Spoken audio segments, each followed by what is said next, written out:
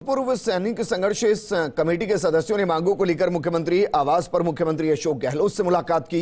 भूतपूर्व सैनिकों ने अलग से मेरिट रखने की मांग रखी है।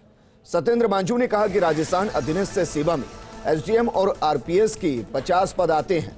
पूर्व सैनिकों के खाते में ओबीसी सैनिकों के 0.5 पद, जनरल सैनिकों के 0.9 पद, एससी के सैनिकों के 0.4 पद और एसटी के सैनिकों को 0.38 पद मिलेंगे। किसी भी श्रेणी को पूरा एक पद भी नहीं मिल पाएगा। उन्हें किसी भी तरह के जातिगत आधार पर नहीं बांटा जाए।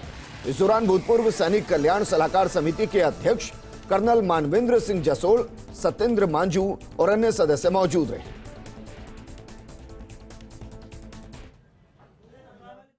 जो आरक्षण 7 दिसंबर को जो विसंगति हुई है उसके रिगार्डिंग हम मिले थे।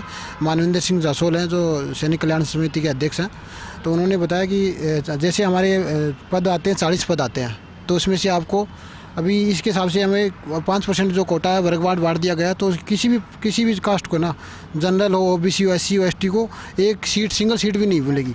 जनरल को मिलेगी 0.75, ओबीसी को मिलेगी 0.4, एससी को मिलेगी 0.3, एसटी को मिलेगी 0.25। इस हिसाब से एक सिंगल पद भी किसी को नहीं मिलेगा। ये हमें नुकसान हो रहा है। इसके लिए अशोक साहब ने बोला कि मानवेंद्र सिंह जासोल साहब को कि दोबारा 16 से 20 के बीच में मुझे वापस रिपोर्ट दो। इसके मुख्यमंत्री महोदय से हमारी यही विनती है कि जो हमारे आरक्षण के साथ छेड़छाड़ करके और कुठाराघात किया गया है और एक असम्मानजनक स्थिति सभी पूर्व सैनिकों व सैनिकों के लिए उत्पन्न हो गई है, उस फैसले के अंदर सुधार किया जाए ताकि हम अपने सम्मान को पुनः प्राप्त कर सकें।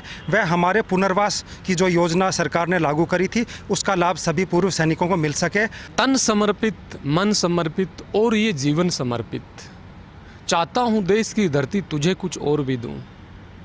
स्वप्न समर्पित, प्रश्न समर्पित, जीवन का कण कण समर्पित, चाहता हूँ देश की धरती तुझे कुछ और भी दूँ। अपनी जिंदगी, जवानी सब कुछ खपा के राष्ट्र रक्षा करने के बाद एक सैनिक जब वापस आता है, आप उसको क्या दे रहे हो? आप उसको दे रहे हो जाति, धर्म और वर्ग का कलंक दे रहे हो। आप क्या लगता है आपको कि एक सैनिक वो सम्मानजनक जीवन का जो हकदार है वो इस सम्मान के बिना जी पाएगा?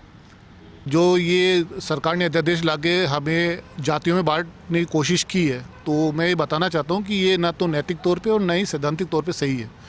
नैतिक तौर पे इसलिए सही नहीं है क्योंकि सैनिक की कोई जाति नहीं होती है, वो एक धर्म के लिए, एक राष्ट्र के लिए लड़ता है।